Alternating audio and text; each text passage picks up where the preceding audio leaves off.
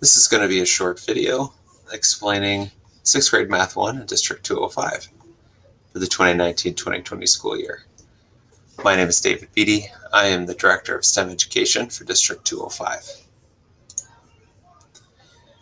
All of our math courses, K-12, follow the same two overarching goals. The first is to make sense of never-before-seen messy problems and persevere in solving them.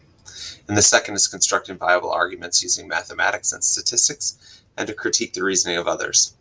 Students in all of our math classes are doing these two things. These are the two things that we think every student should be prepared to do in novel situations when they graduate from our schools. And so all of our courses focus on these as outcomes. 6th grade Math 1 has a wide range of students the same way as all of our elementary classrooms have a wide range of students in terms of prior achievement. And so in 6th grade Math 1, we have a large amount of differentiation. Students who need more time with 6th grade standards will receive that time both during the regular math time, the regular math class, and also through intervention during the acceleration block. Students who need more challenge will receive 7th grade tasks during class. They will also have the opportunity to demonstrate their knowledge of 7th grade material on our common assessments. Another way that we differentiate for students is we use what are called rich tasks.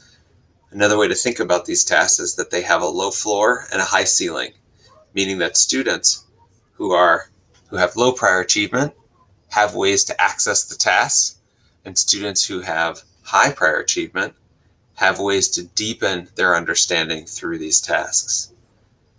We use these from time to time, usually at least twice during a unit of instruction, and it allows all students to contribute and all students to work together to deepen their understanding of mathematics. So what happens after 6th grade Math 1? As you can see in this diagram, Math 1 in 6th grade on the far left side has two options as 7th grade courses. Those options are a choice that parents and students make. And we ask that they think about where they would like to be at the end of their mathematics journey in high school in order for them to make that decision in 7th grade. Now, not everyone knows what they want to be when they grow up in 6th grade, and we understand that.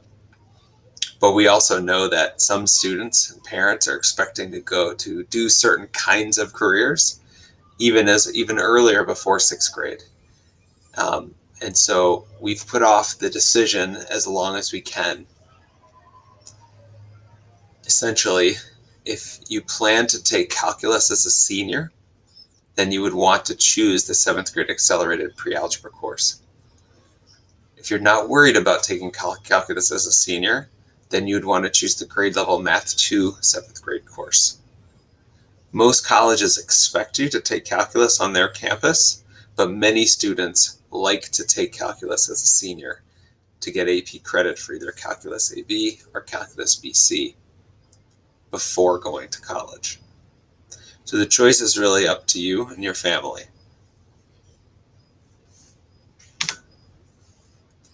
So the decision is thinking about how or what you're going to do as a senior and which class you want to take now. 7th grade accelerated pre-algebra to take calculus as a senior, or Math 2 to take pre-calculus as a senior, which will set you up for taking calculus your freshman year in college, which is when most colleges expect you to take calculus. That placement process is really more of a recommendation from the district. We use assessment items, both from our common assessments, standardized assessments, and also from teacher feedback from their observations during the regular class time, to make a recommendation to each family about which of these two courses we think the student would be best placed in, and then families get to choose whether or not that is the course they would like to take. So it really comes down to the student and parent to decide which of these two courses they would like to take as a 7th grader. And that is the end of the presentation. If you have additional questions, please contact your child's teacher. If they're unable to answer your questions, they will forward them on through their principal to the district office, and we'll make sure that your questions get answered in a timely fashion. Thank you.